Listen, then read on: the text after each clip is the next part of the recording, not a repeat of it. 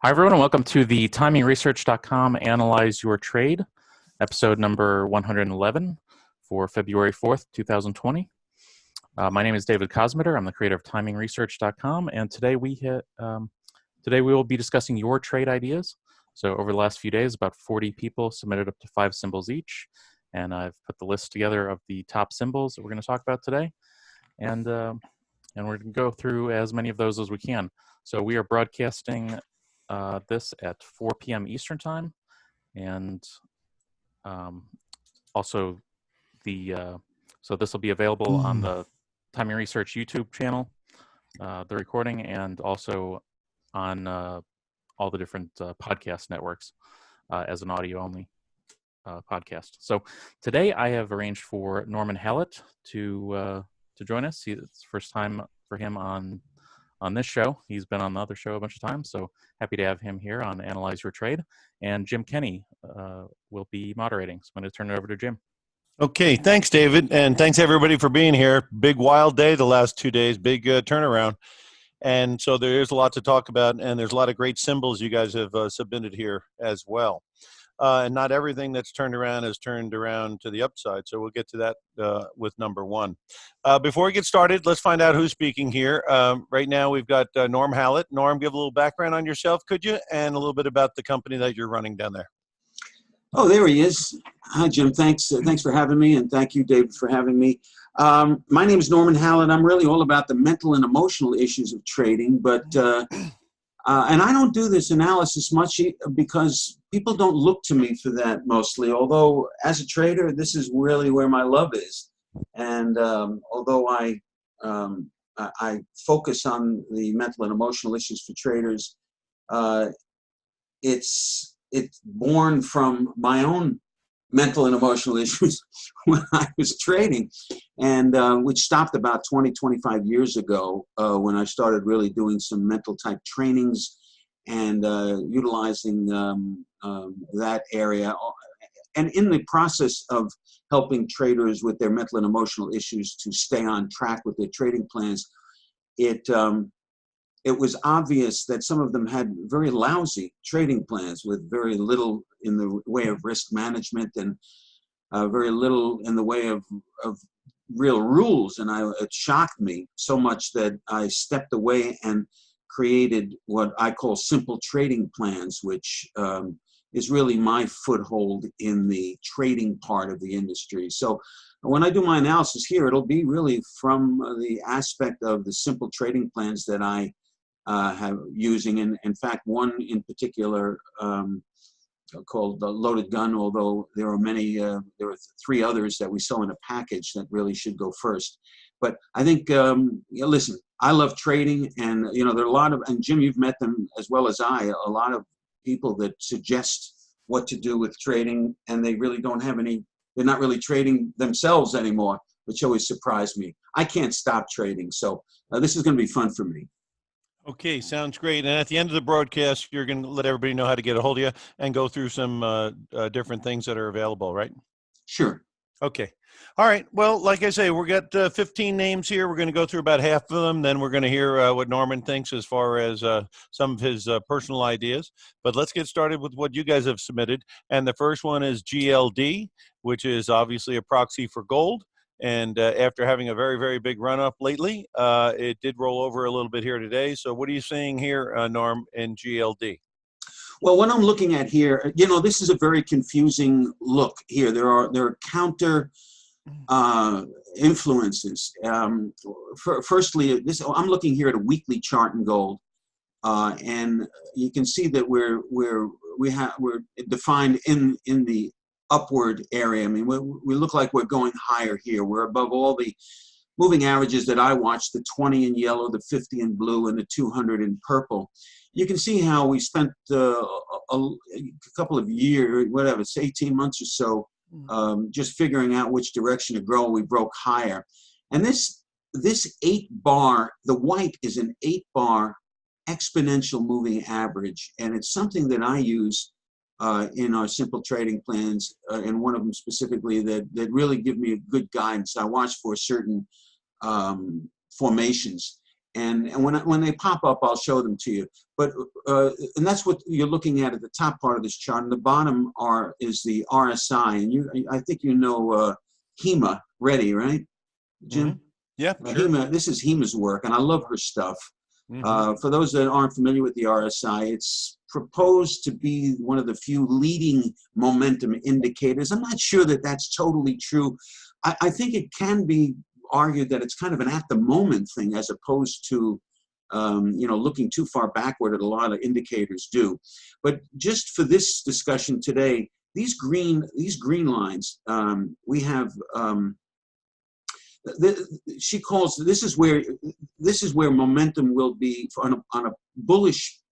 She called this bullish support area in this green band between 40 and 50, and this is bullish resistance between 80 and 90, meaning that if the momentum goes from the green to the lower green to the upper green, that's a natural movement in a bullish move looking for some correction. It's the opposite with the red. This would be resistance in the red for going higher, and as the market moved lower in price, you would probably see this momentum start to move lower until it lost its downward momentum, and you'd see a rally. So I'm going to refer to that a couple of times. In this particular chart, in the weekly chart, we have a higher high here, higher than the previous high in an upward trend, where you have higher lows and higher highs. But the RSI in this weekly is lower. This is negative. This is negative. And when you see this divergence, it's a very popular indicator that is a negative indicator. So I'm not friendly on the weekly chart at the moment, especially with what the action was today. But if we look at the daily chart, again, the lines are the same. You're not seeing a lot of decision. I mean, where the stock market has been doing has a lot of big bars, a lot of big ranges in the day. We did see a gap today lower, which is negative, but we still are below or above the three main averages. And if you look here, we've peaked in the bullish run for momentum, and we're coming into bullish support from a momentum standpoint. So I think in this kind of a day, I'm generally bullish in the gold, with some reservations from what I showed you in the weekly chart. But I think the market should hold around here. I think I would be a buyer in this 145 area, and look to see some continued upward movement. That's the way I see the chart. I'm not excited about it. I think sideways could be between 144 and 148 for the next week or two. But right now, I would look for a place to buy if I was trading. Yeah, I've been looking at it as well, and I saw a report that there was a record amount of retail investors buying gold coins lately, Mm-hmm. and that kind of set off an alarm to me that it might be a little frothy up here. I was thinking along the lines of, if you own the gold longer term, obviously you sit on it, but if you're really looking for a place to enter, my personal opinion is I'd rather enter on a new high than or after, like you say, time goes by and these moving averages catch up to the price. But until we saw a better than 1,600 on the physical and about 30 on GDX, which is the gold miners, Mm-hmm. I would keep my wallet in my pocket and see how things play out right now. Yeah, I certainly wouldn't argue with that. This is not a market that I would be jumping in or out of. I think, again, long term, I think you're in pretty good position. Although, as I showed you in the weekly, there is a chance for some sort of a pullback. But, eventually with the politics that will be going on this year, I suspect very volatile markets in the indexes, and therefore, I think gold should have some good days and be attempting the highs somewhere, in that 1,750, 1,800 before the end of the year. So, yeah.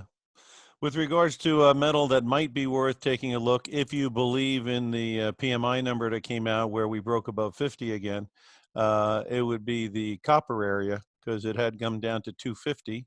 So there's a line in the sand on copper at around 250, and Freeport-McMoRan FCX went down to 11.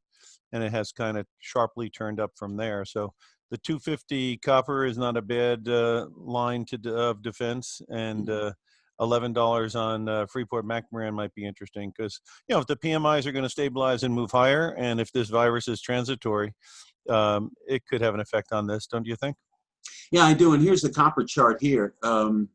And I was just doing a presentation earlier today, and I was talking about these divergences. You see here the downward momentum at a double top, a divergence here that's negative, and you see what happened. We had another one recently where the momentum was lower, price is higher, and we had this was a huge move lower from a lofty, recently lofty 287, 288.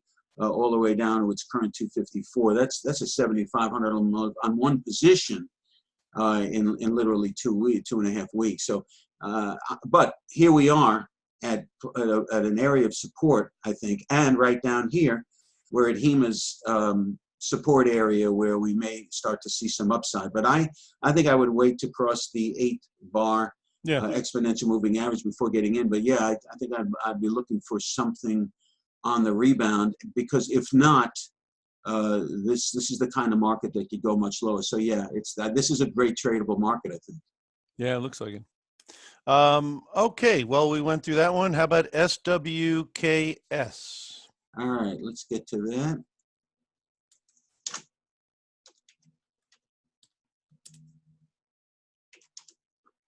All right, Skyworks.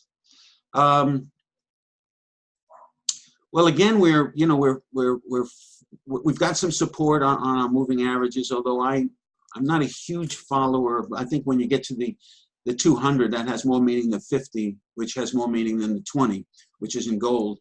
But as a trader, I'm constantly looking, for me, at this 8, which a lot of traders look at that have been trading for a while.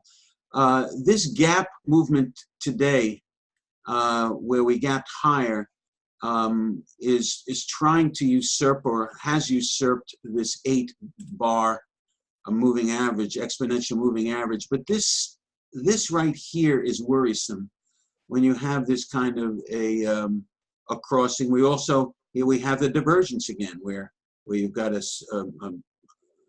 descending RSI with an increasing price. I think this market, if I was trading this market, I would be looking for signals on the short side. Against the highs as a stop, I would take a light position because there is, some room here, and I'd be looking to sell this market against that high until we cross that 8-bar line with twice with some kind of consistency. So I think we'll at least hit the 113. There's not a lot there.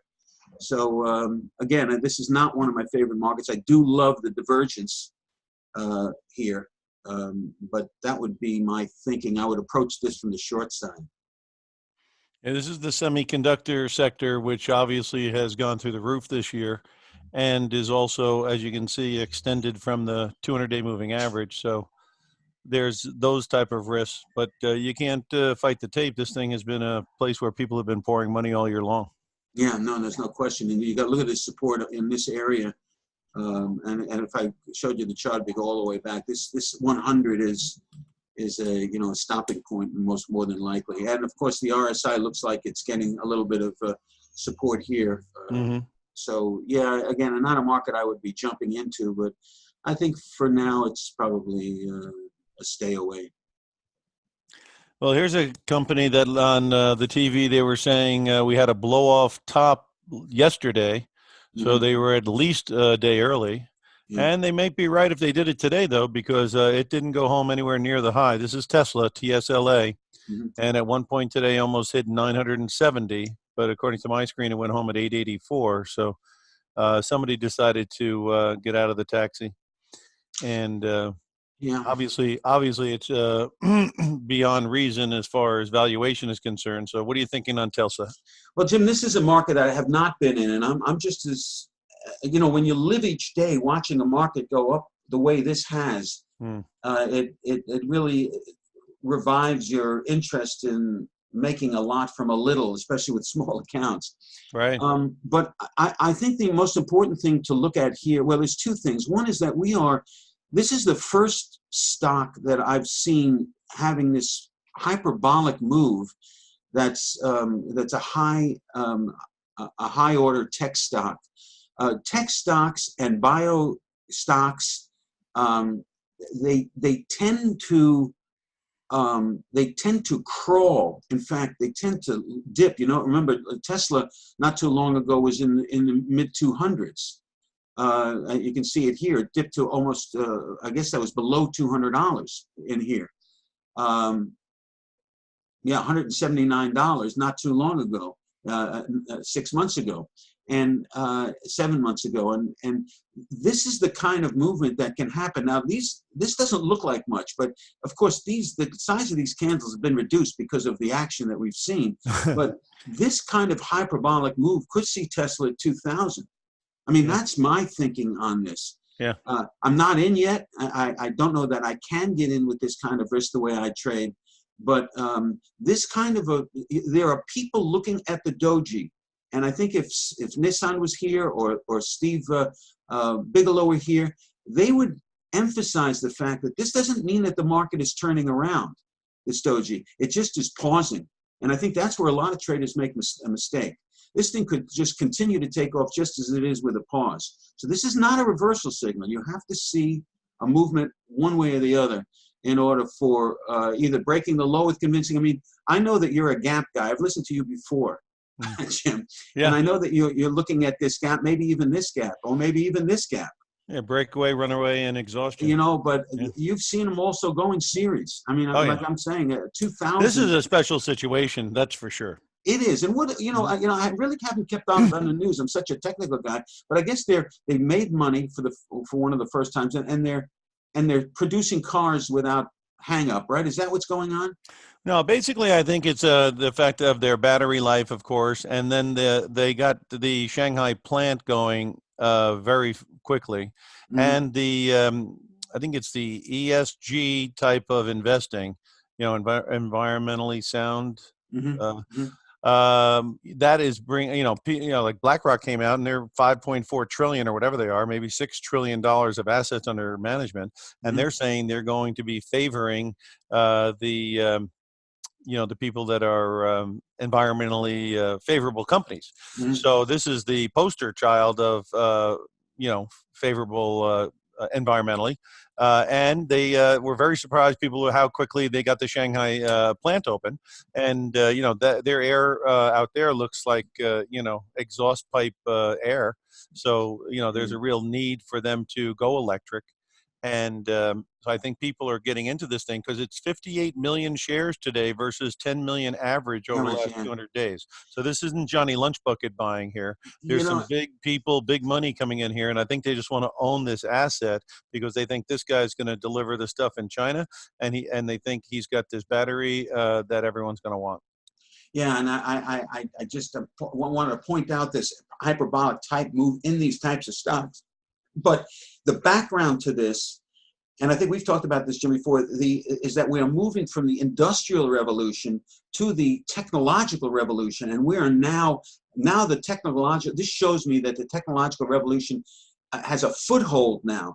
And that this kind of a breakout will, and of course, the dumping of Chevron and Exxon and some of these companies that are taking a hit, the old school carbon companies, this is the turnaround.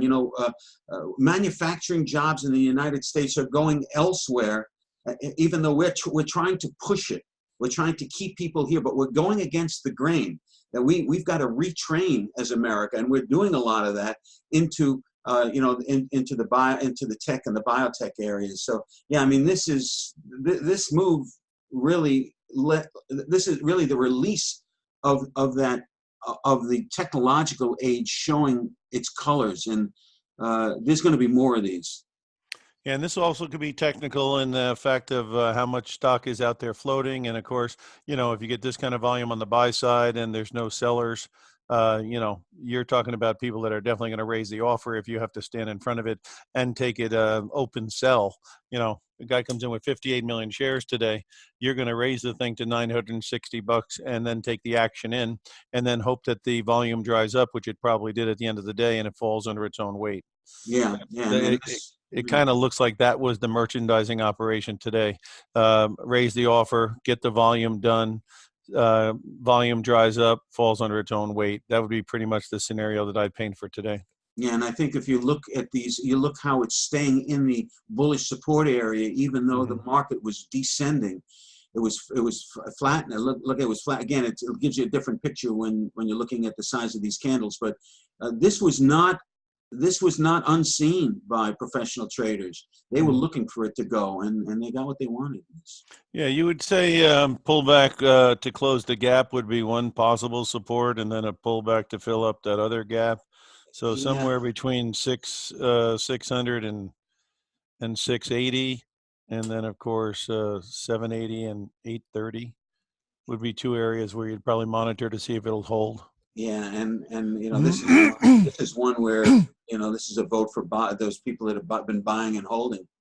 It'll probably be a classic case of big volume on the upside, and then the sell-offs will be on late volume, and then that'll be a good time to, if you want to, try to buy this thing as an asset. That might be something to consider.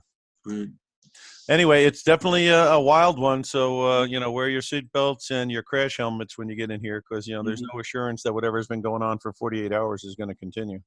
And of course, the talk is going to get more and more and more bullish and a little less dismissive of risk because it's been so good to people. But of course, when that happens, it's not at the bottom, right? Right. All right, here we got a streaming company, and we got a company that some people are worried about because their stuff over in China is at risk a bit.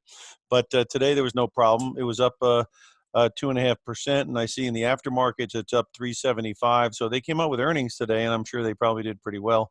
And they probably announced that they're not that concerned about the China situation, and it doesn't represent that much of their balance sheet anyway. But anyway, Disney, DIS. What are you seeing on Disney? Yeah, I mean, this is an unexciting stock that's in a lot of portfolios. Does this pay a dividend? Oh yeah, 122. Nothing to write home about. Yeah, a little bit. This is just something. Just about every conservative portfolio has Disney, and you can see where it hopped up right back into the congestion, which was the same as the top here. But I mean, we're looking at the 130 to 150, 130 to 150 for the last year. And, I just don't see much of a change in that range. I'm looking at the RSI, it's not giving me much indicator. We are above the moving averages, which is a good thing today. And this action here needs to be watched. If something is going to happen, it's going to happen now in this stock, I think. Otherwise, I just don't see much in the way. I think it's a hold if you're in it because want some sort of a piece of the streaming business. This is probably the safest bet on the board. I mean, as far as because they have so much content. Yeah, it's just. And these other people are trying to create content, and they've already got tremendous volume of content. Who owns Elvis? Does Disney own Elvis too? I don't know. I thought Lisa Marie owned it. I don't know. Oh yeah, I thought David owned it, but I guess Dave. No, but again, everyone was worried that they're going to have to shut down the China theme parks, and it was going to hurt their earnings a lot. And I think when people looked at the balance sheet, it's not that big of a part of it. And they've got like all kinds of movies coming out, and that they're going to continue to make tons of money on. Yeah, I mean the weekly looks a little bit kinder. I was. As it looks like we're in a general uptrend. So, I don't think this is a stock that you need to do anything with if you have it. There was a couple of other companies that were in the battery business that was interesting. They were up about 10% today because they're riding on the heels of the Tesla move. Right. So if those of you, I don't have them right in front of me, if you would like to, just do a search for the battery companies that were up today, you might monitor those. Some of them were $11 a share, some were 91, That's a lot different than 960. So it might be more in the price range of some people if they would do a search for other battery companies that were up today on the heels of the other. Okay, Netflix is the next one, another streamer, and it had a good day today, up 3%, $11. And NFLX is the symbol. What do we think? Yeah, I mean, this is, you got to like this stock. I mean, we are coming up against resistance here at this 385 area, 386 area, where the recent high, although it didn't close up there, we had the prints up there.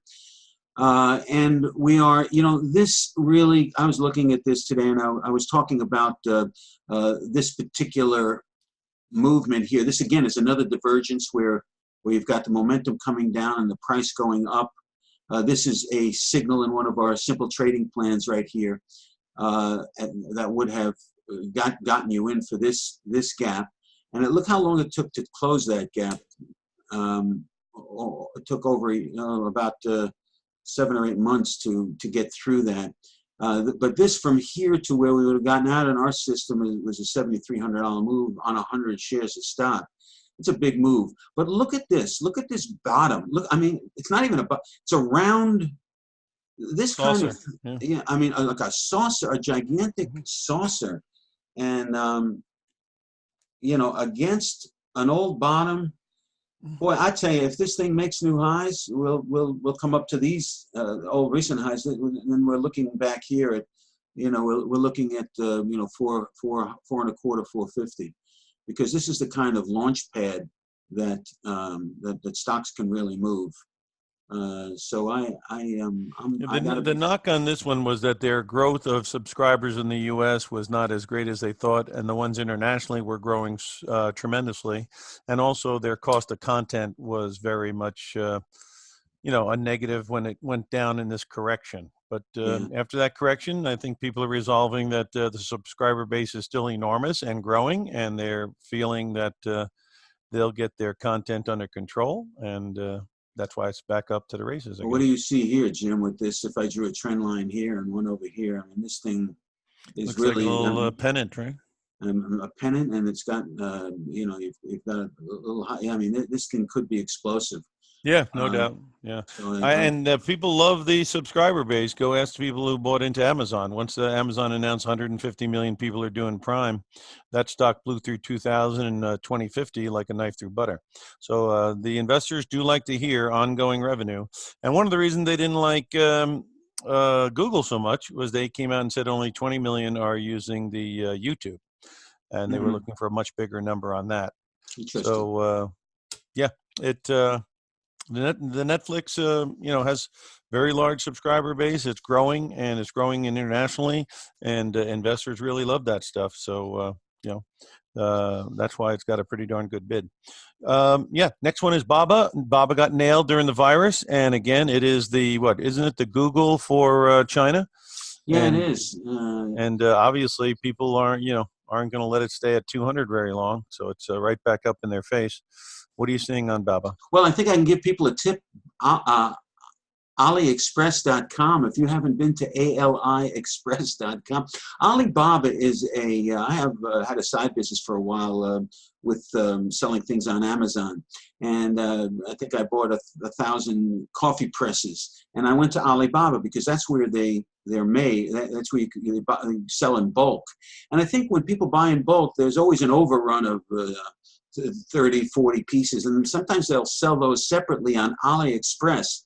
And you can get things, not only, hoodies and things on that order, but AliExpress, you can get, I'm talking about 1/3, 1/4 the price, but you have to pay shipping, which is usually 32 cents. I mean, you have to wait a month for it to get here. But it's an amazing value. So if you take nothing away from today's session, AliExpress.com. Take a look at that. Is that a different company? No, it's the same company. So Baba owns it. When you buy Baba stock, you get that too. Yeah, well, I'm not. AliExpress is really just a derivative of Alibaba. It is part of Alibaba. Yeah. But I'm saying as a site, Oh, and you mean as a I mean, it's consumer part of site, a the consumer site you want to capital use. generation. Yeah, it's where Right. they I'm just saying as a not from a stock investment standpoint, but don't waste your money standpoint. Right. You can find a lot of great things on like ear. I just bought for $35 the instead of paying $160 to Apple. I bought on AliExpress. I bought the earbuds that are Bluetooth. Okay. In green. So anyway, this chart here, you have to think that it's positive. I like the idea of China. I was in China last year, actually about 15 months ago, and I'm impressed about how they do things in China. I would be very much looking at this stock to go higher. It's showing all the signs. These kinds of quick reversals. These kinds of quick reversals on the kind of news that's been upsetting our market. What is this? It's a 10% drop in this period of time, or 12%, and now we're right back up. It can be shaky in here for a little while, but I think Chinese stocks in general are a good place to be watching to diversify. There's another stock that I look at. It's called Kenney, KNDI, electric car company, that I think may have some legs and may go hyperbolic at some point. It certainly hasn't yet. But this is a chart that, to me, is hanging out in the bull support area right here. Yeah, right. And is now above all the moving averages. It's got the gap, the breakaway gap. Anything can happen to this stock, but in the long term, this is a nice piece to have, I think, in portfolios. That's my thought on it. It looks like it has, some support at 209, and then the lows of 200, and you don't have to give it tremendous rope, that kind of thing. So that's not so bad. What about telephone? Obviously big dividend payer, and then Paul Singer got in there with his group, and he was making overtures that the stock was going to go up to 60 at some point.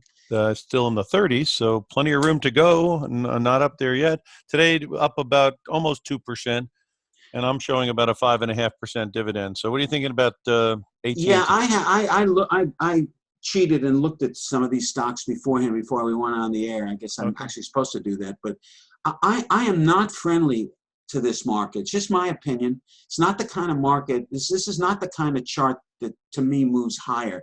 It just tested the 200-day moving average. Right. There's a lot of, I'm going to say, amateur traders that are saying, well, we may have a head and shoulder here. The head and shoulders not, they can break down or break up pretty frequently. So I'm not a big, I don't like the lower low. Yeah. The lower lows of these highs. I don't like the fact that we're hanging out down here for literally since September of last year in this bearish resistance area where the momentum is saying we're losing that upward momentum when we could move lower. This right here, this indecisive day, followed by the biggest bar that I see on this whole chart, is not a good sign, in my opinion. I would not be long this stock. Now, you can argue support here at all of these bottoms, and you'd have a case, but I just don't see any. I see more resistance up here as much as I see support down here. I just don't see I don't see the big future. I think there's a lot of places to go with your money. If you have this for conservative purposes, I don't think you're going to get hurt in the long term. But over the next 6 or 8 months, I think this stock could be a problem. It looks like it has the saucer top versus the saucer bottom we saw. You could draw a line over the whole top, and you'd get some kind of a downward thing. Right. Certainly 39 is a big number, so obviously there's a good line in the sand. Starts blowing out 39, you got to reassess, because that would be taking out that high point. And then, of course, if it takes out that 36, you might accelerate to the downside a little bit if people start giving up because it broke the long-term averages. Yeah, I think this is one where I think if you saw an up day and you could sell a call, for spec guys. I just don't see the motion on the upside on this. Yeah, the ones that have the dividends that pay generally are stocks that haven't gone anywhere, whether it be Wells Fargo or Pfizer. If you start seeing 3, 4, 5% dividend, Macy's, of course, the stock's probably done pretty lousy. If you see companies that raise their dividend constantly, those aristocrats, and the dividend yield is only 1.2% or something like that, that means the stock has gone nuts on the upside and you've made a lot of money by owning the underlying. How long have you, who do you have as your cellular? I have T-Mobile. Who do you have? We're using, I guess it is T-Mobile. Yeah, we use T-Mobile. Before you had T-Mobile, who did you have? I think Verizon.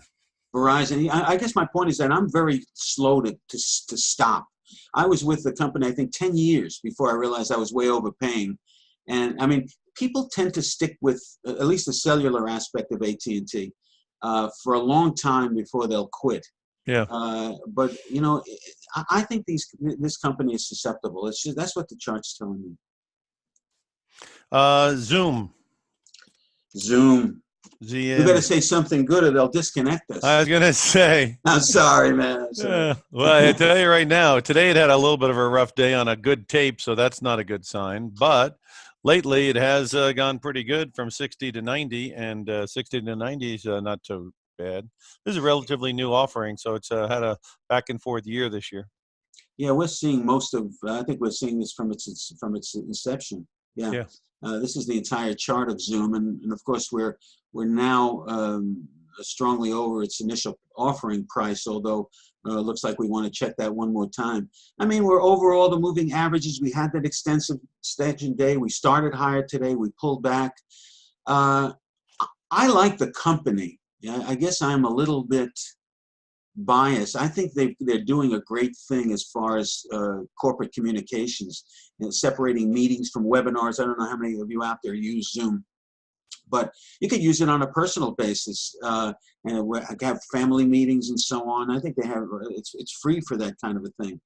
But I think RSI wise, you're starting to see we've gone from what was a bearish situation where we had the rally and then we had the bearish resistance, but we never really came down to support. Now we look like we want to play between the green lines and not the red, which means to me that I think there's going to be more upside. We'll at least check the 95, I think. And after that, we of course could go higher. It's not, I'm not really putting my neck out much on this. I think this is a very positive chart. Whenever you see these kinds of lines, it's this kind of power off a base. I think this was it yesterday a negative day? No, yesterday was a positive day, but it certainly wasn't quite as positive as today. No, and today we had a little bit of a reversal because you went up and opened at 91, and then you closed at 86, and the volume today was 10 million shares, which is 5 times normal or 4 times normal. Yeah. So I would say that you might have a likelihood of a 95 top and an 80 bottom, and then kind of work off these excesses maybe, huh? Yeah, and I think 80 could be a good. I mean, that would be the absolute. But I just think everything's pointing higher. All the moving averages, I think once we turn a little bit more on once this stock matures, I think it could be almost like a Salesforce type stock, where it becomes a darling. The moving averages are actually inverted to the downside. The 50 days at 70 and the 200 days at around 79. Yeah. So it'll be interesting to see. I would, like I say, I think there's a reason why it came off on 10 million shares today. I'd probably like to learn that reason off the bat. And then maybe even 90 and 75 might be the range for a little while here. Because, when these things get high RSIs like with that, sometimes they go into a trading range, don't they? Yeah, I know. Everybody talks about the death cross, but when this 50 in blue crosses the purple, what is that, a golden cross or what they call it? It's a palladium cross. Is that a palladium? Whatever it is, it's the opposite of the death cross. So there's going to be a lot of technicians, I'm sure, looking at just what you just pointed out and the movement of these moving averages. We have definitely scoured the list pretty good here. How about we hear some of the stuff that you're looking at, Norman? Well, I'm looking at a number of things that I think could. I'm more of a commodity guy. And so I'm going to take that bent. I will show you this chart right here. This is how you can get into Bitcoin without, it's kind of the sleeper. It's kind of crept back up to that $9,000 a Bitcoin area from when it was teasing 6. Everybody thinks it was going to 4. This chart is, and the whole market is starting to mature. It's not so much of a wonderment. I went years ago, about 7 or 8 years ago, I went to a Silicon Valley with a bunch of brainiacs who just said Bitcoin is here to stay, and they were emphatic, and I think they're right. I don't think this is going anywhere, and I think you're seeing a pattern that's still undecisive, but I just don't see the downside reasserting itself, not with the current environment.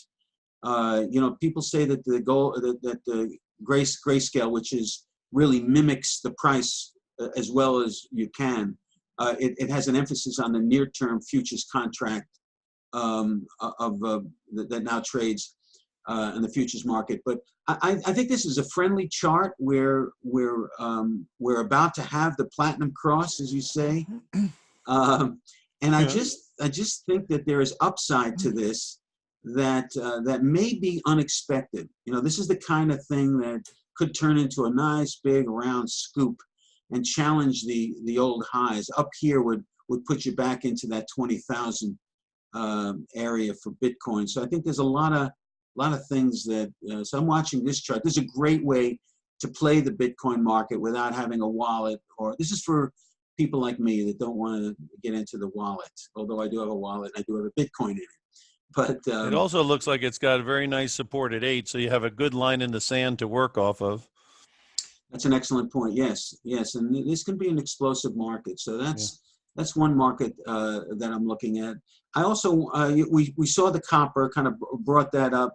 The British pound, I think, could be an interesting market. It's sideways. It's been sideways. We had this unsure day, this doji right here, where they open and the close were the same, followed by a very large candle, again larger than a couple of months previous to that, or a month and a half at least previous to that, is a very negative sign, and we didn't do much with that. This usually leads to something much more powerful. So ever since then, I've been looking for a place to go long in the British pound. The crap is behind them with the Brexit. Right. I think they really like this guy Johnson. We're seeing, and I'll point it out before you do, this 130 area, 129 area. This is very solid support. You can see when it had a chance to go up, it did a nice job. Here it had almost a better technical chance to go down and didn't give it to us. So and it can't decide. I'm looking for a break higher. We're also riding, this is very similar to what we were looking at in Tesla, not that I'm looking for anything hyperbolic, but just recalling some of the charts we've been looking at. We're hanging around in momentum-wise in the bullish support area for no damn good reason other than the momentum is still there on the upside, even though it's lighter than it's been. I think this market's going higher, and I'm watching to make a long trade while everybody else is talking head and shoulders. No, not everybody else, but they're talking head and shoulders. This is over. It's topping. I don't think so. So well, I'll tell you that I'm looking at the dollar index, and that was downtrending until just recently, where it bounced from 96.50 to 98 even and change. So that dollar index is really in a downtrend, and that was just a dead cat bounce for the last month or so. And it's going to resume a downtrend. Then, of course, this would make a lot of sense at that point too.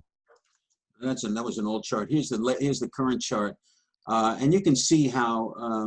Did you say uptrend or downtrend? No, I said it had been going in a nice downtrend, and then it got oversold at 96.50, and then it had a big pop up here to 98. So if that was just a bounce and it's going to resume its downtrend, and certainly if it takes out 97.20, that would be the case, then that would correspond to a foreign currency going up, right? Well, I think Hema would agree with you, although she doesn't jump to and she warns you not to jump to conclusions like I do. Right. But I think you see what happened here. I think when we came down, we made a double bottom. we broke out here, and people said, okay, we're going to check the top. We're probably going up to that 98 area. It never happened. And because the momentum was never there, we stalled here at the bearish resistance area. We formed a double top. And I'm not going to measure this because I don't think it's a divergence, but we did have a slightly higher high and a flat. This did not look positive, and it was convincingly not positive here as it moves down. Now, markets tend to move down quicker than they move up. We all know that, but I just, when the dollar index doesn't take its chances, because it's a market like the bonds that can really run, in one direction until further notice. Yeah, sure. It trends. But it's not doing it here. It's confused because I think it wanted to give you more here, but this was a holiday. And I guess the ghost of Martin Luther King said, oh no, we're going higher. That's good for America. So it's shaping up to be a possible divergence right now, but you're going to have to roll this thing over at some point. Yeah, and look right around 97.50 looks like a good point to keep an eye on. I agree with you. And look at this right here. So we're going. This it seems to like this range. Looks to me like we are going lower. We're hanging out now in this bearish resistance area. So yeah, I agree with you on that. Let's see if there's one other thing that I'm watching that makes some sense. Let's look at the crude. Yeah. Because they talk about darkest before dawn, huh? Oh my gosh. There's always when it's moving down, it's supposed to be negative for the stock market, but because of lack of demand and therefore surplus, and therefore the price is cheaper. But it gets to a certain point where the argument is now where it becomes cheaper energy price is good for the economy. And we're going to see how long that lasts, because today, in the face of an upward, a very positive market, we just broke this double low here. And we're coming into oversold area. But I think I think we'll get a little bit lower than here, and then have our rally to what is now could be resistance. This is a market that could go to 40, and I'm not kidding around here. This is a sick market, and I think part of the sickness is what we were describing before, the monster macro thing that's happening from the Industrial Revolution to the technical revolution, and in addition, what you've said about green stocks and being environmentally friendly, even though our current government is not being very friendly toward believing all of that. But I think the world will, and when it does, this is the kind of now what's interesting. Of course, Saudi Arabia has been moving into alternative energy for a long time. They've been very smart about it.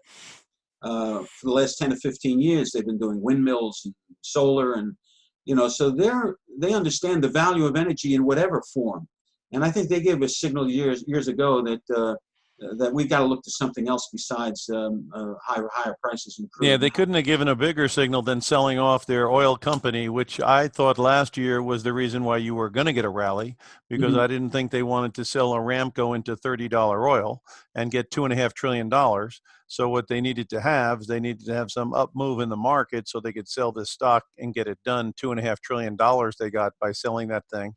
And after it's been done, like it's already been done now, look what happened. They pulled it back, and there goes the price. So I thought it was a little bit of a scheme there to get the prices maybe artificially higher so they can get rid of this Aramco stuff, start looking at windmills and having the public own this stock that's going to be going down. And then basically, take all that $2.5 trillion that they brought in and probably put it into clean energy. Yeah, no, that's not an unusual take on it. I mean, this is the monthly chart, and you can see the monthly movements over the last year have been extraordinary. It took 3 months to take out a year and a half of upside. We're at a critical level right here, and I would not be surprised to see lower prices. And we are hanging out here in the bull support area. I may be wrong about this, and I don't jump on things like this, but a breakdown here is not impossible. I think people. I wouldn't be so apt to go long in a strong way here. And yeah, and if you're in the debt market, you have to be careful with your junk bonds that are in the oil patch, because some of these companies that don't have free cash flow, they're not going to be able to make these payments. And then the next thing you know, if you hear the word default in the news, you're going to get some volatility and high yield. There's no doubt about that, I don't think. All right, we'll pick a stock that's in our list. Let's help our viewers here. Yeah, here we go. What do you think about Google? Okay, Google. Let's take a look at where we were before. Goog. Oop.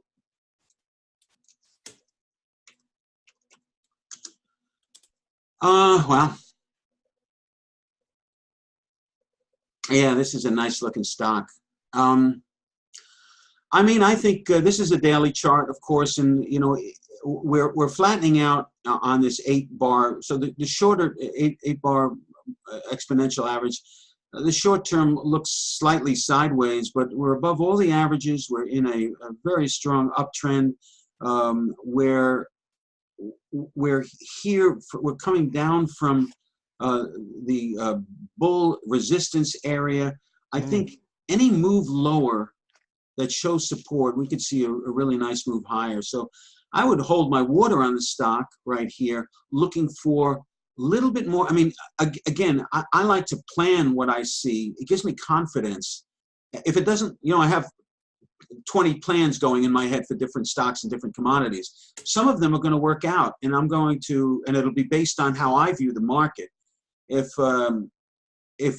they don't work out, then I don't, you know, it's not friendly to me, and I can keep my emotions in control. So I'm looking for lower prices here, not much lower, you know, maybe in the 1435 area, you know, somewhere in this area, somewhere maybe absolutely, and then absolute area testing maybe 1370 kind of 3880, but probably 1400 we should hold, and you know, the 50 moving average, and I would look for upside. You know, once this thing gets down in here and gives me a signal to go long, I love this stock. Yeah, you're not looking at this as a divergence. You're looking at it as more as a correction that's going to hold the green zone and then resume an uptrend. That's correct. That's correct. Yeah. And you know. All right. Well, let's pick up a clip here, because there are some interesting stocks on this list that I'd like to make sure we get a little taste of. PINS, Pinterest, and obviously that's another new one that came to market this year, and it's been up and down and over and out. It looks like it's trying to turn into a potential uptrend, or it's just having a dead cat bounce. What do you think? Yeah, I would say that. And it looks like, I'm looking at this chart, the first thing I did to see if it closed this gap. It did not close this gap. I looked. Right. This high is not quite there, and so that's going to force your opinion, I think, to as a possible upside at some point. But I do think that selling this market against you know, 2 closes over this high is where I would be from a trader's standpoint. You know, again, we're hanging out here. Last time we got above and hung out, we took a dive. I don't like this island down here. And I'm not seeing that, you know, what you want from an island is a gap up to leave it out there. And you're not seeing that. So I'm not friendly toward this stock right now. All right, this next one was highly recommended over the last few years as something that you should just hold on to, because they have some chips or some type of involvement in all the new technology. And so they have a very good footprint. And it has been matriculating to the upside. Not crazy, but, you know, 50% in the last year or so is nothing to sneeze at. And STM, which is ST Microelectronics. And yeah, like I say, I mean, you can't badmouth this thing too much. It's continuing to do very well, going to the upside. No, if I was a guy that believed in loading up, I'd be tempted to load up on the upside of this. First of all, it's in the right. I mean, look at you know, we're in the right industry that's having some great days. IBM's on this list. We'll look at it. We're not seeing any resistance. You know, in areas where you would normally look for corrections, we're going sideways. We're seeing breakouts above the accumulation. We're seeing attempts. I just think this stock, this could be a $50 stock this time next year. So, you know, I don't know. Again, I'm looking for a correction in the market, but I think this could be a good defensive stock. I may be wrong, but yeah, no, it has a good rap sheet about it, and obviously the technicals look good, so there's not a whole lot of mud to throw at this thing. Bank of America, you know, when interest rates are collapsing down to 1.5 on the 10-year, that means the bank's profits are collapsing as well. So obviously that's going to send the stock down from 36 ballpark down to 32 ballpark. And now it's back on the bicycle because of that PMI number. We got above 50. Right. And so obviously everybody who was thinking the world's coming to an end is now reversing their position. What do you, if you're a believer in growth, I guess you'd have to be a believer in B of A. If you're a believer we're going to 1% interest, then you wouldn't be, I think.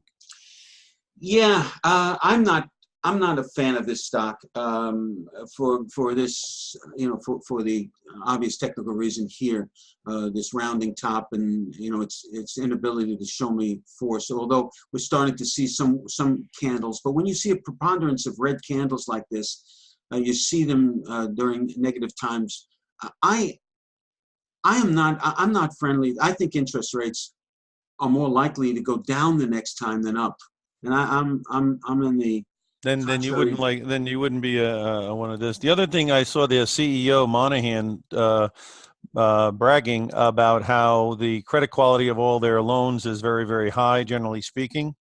And so that's a good thing, but it also probably takes a lot of the profitable loans off the table because, you know, people with really, really good credit, maybe they don't borrow as much as the others. And so that could maybe, you know, not be as robust for their earnings because they're so picky on who they loan money to. Right. I agree. Here's CVS, our next stock. As I think they're overpriced. My blood pressure medication is overpriced. I'm, you know, I think the stock's going lower. Maybe after a small rally, and I'm just going by the technicals here. Here's a signal that I look for. Again, this indecisive move here, this doji with another spinner here that's very small, and then boom, something that, and this did cross this 8 bars exponential moving average and has been moving lower. I think this. Now we have some support here that we're testing right now. But to see this stock at 82, at 62, it certainly wouldn't surprise me. That's the way I look at it. I wouldn't be I would have been to get short here would have been my move, and here I would just be defending it, looking to ride this wave all the way down, this 8-bar exponential moving average all the way down. It looks negative to me, even though we're a bit oversold now.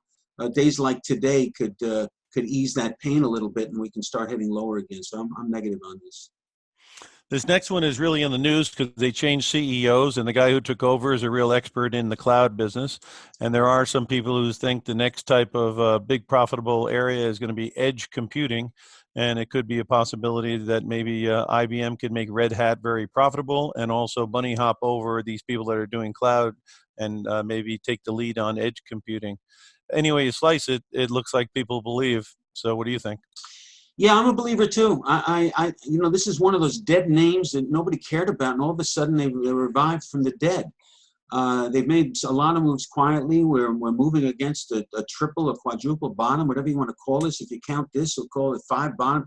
We're very, very steady here at the 132 area, and we're only at 149. I think you know, this time next year we could be looking at IBM at 200. I know there's a lot of shares out there, but this is a stock that if the market doesn't have a washout, I think it's a $200 stock. Although, you know, I am more friendly to the possibility of a washout, but at some point.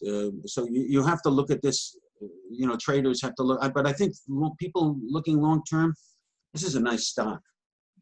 This 150 number is pretty big, and start clearing above that, and it could generate a whole new group of enthusiasm. What's the volume today with everybody running in? 5.5 million shares, and the 200-day average is 3.7 million. So it's up, and people are starting to believe. And if it clears 150, you'll see 10 million shares. I mean, yeah, you know, you very well could. On the other hand, based on that RSI you were just showing us, if it starts failing from up here, you got a little bit of a divergence, I think, on that last chart. Yeah, you're right. And so if it can't take out the 150 and you got that little divergence pulling back here towards 144, 140 even, Yeah, I think this stock could accumulate. It also could be a good defensive stock Yeah. if you can get it. If you can buy it. And I'm showing 435 on the dividend since money market pays less than half of that. People might want to park money in here and feel like they have an asset that over time is going to grow. So, well, we're coming to the top of the hour right here. I hear the ding, ding, ding. So, Norman, again, reintroduce yourself if you would. And again, I know you're dealing with the psychological action on traders. So explain how you can help people with that. Yeah, I deal with the psychological area, and of course, the disciplined trader is something that that everybody pretty knows about in the business, from floor trader to whatever. We've been around almost 20 years helping traders at $49 a month to be disciplined. So if you need some trading discipline, the disciplinedtrader.com is really where you want to go. There's no contract. It's there for you when you need it. We've got all kinds of great ways to keep you motivated and positive when you trade, and sticking to your trading plan. The other part is that today, since I've gotten to show you a little bit how I think, I think some may call my analysis relatively simplistic, but that's the way I like it. And I think that simple is good. And if you go to simpletradingplans.com, there's an offer that's a limited time right now that I think you may want to take advantage of. There are actually 3 simple trading plans. A simple trading plan fits on one sheet of paper, all of the rules, all of the examples. It's on one sheet of paper, and there are videos, and there is a tour video on simpletradingplans.com that we may want to take a look at. But the price is very, very reasonable to get 3 simple trading plans. Each one match the type of market that we're looking at: accumulation, corrective, and a continuation type of market, and trying to those that want a big move. So take a look at simpletradingplans.com. I think you'll enjoy that too. So thanks again, Jim. I really enjoyed actually being a trader for once instead of a psychologist. It's more fun. Yeah, much more fun. All right. Thanks a lot, Norman. Thanks for being here. I'm Jim Kenney. I have a weekly market update that I send out by email. If you want to get on the email list, just simply let us know at option, OPTION, professor @gmail.com. Right now, I'm taking it back over to David. Thanks a lot, David, and good luck to everybody out there trading. All right. Thanks, guys. Great show. Lots of good information today. So just a quick reminder to everyone listening, be sure to subscribe to Timing Research on YouTube and your favorite podcast network. And you can also go to TimingResearch.com to get access to this archive as soon as I can get it posted, or any of the past shows. So just want to thank my guests again for today: Norman Hallett of thedisciplinedtrader.com and Jim Kenney of optionprofessor.com. Thanks, everyone. Okay, thanks, Howard.